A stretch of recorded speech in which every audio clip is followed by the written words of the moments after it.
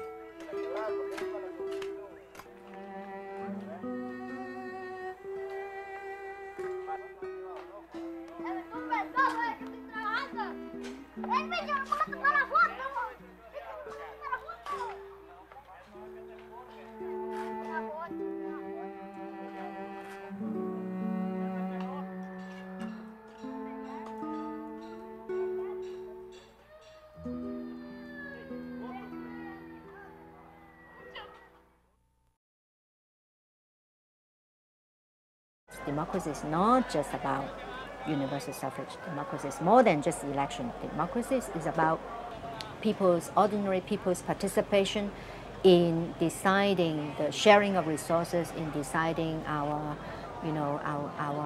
daily life, kind of issues that affect their life. In fact, in the mid-80s, the whole community of Hong Kong became very aware of the political change, when people faced the threat of 1997, and majority of Hong Kong people felt that, there might be some drastic changes after the handover.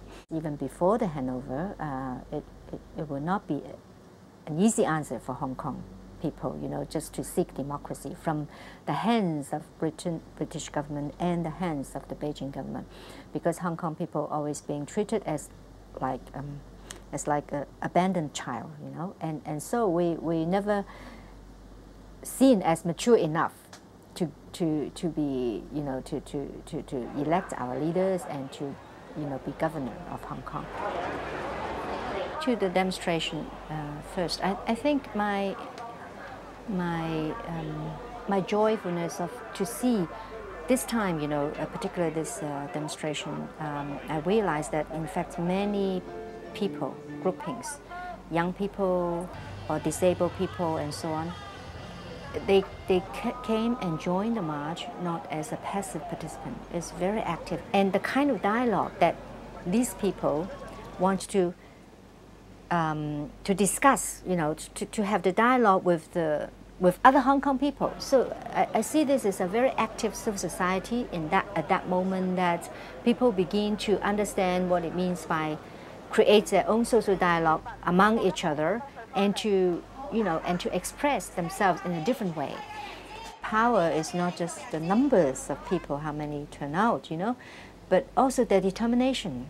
I mean, they really made a very strong determination to come and join the march on that day.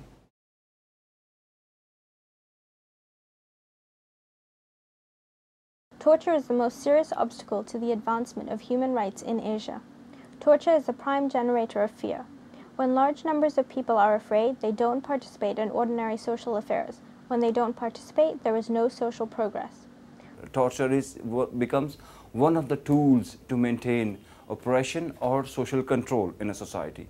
Government uses it, feudal lords use it, religious fanatics use it, and even at societal level, social authorities use torture as a means to control or influence individuals.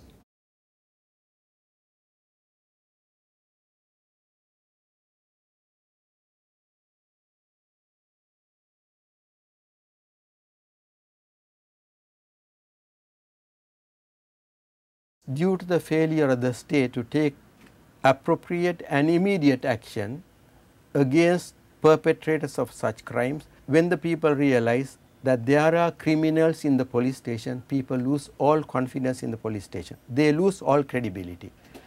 And then they begin to ask, if the lawgiver can be the lawbreakers, why we the ordinary people have to abide by the law?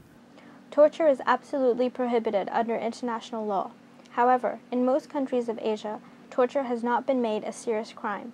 And even where it has been made a serious crime, the law has not been enforced to the extent that the perpetrators of torture are punished. The way of torture is also horrible, but the more horrible thing is that when they try to get the justice, they cannot get anything.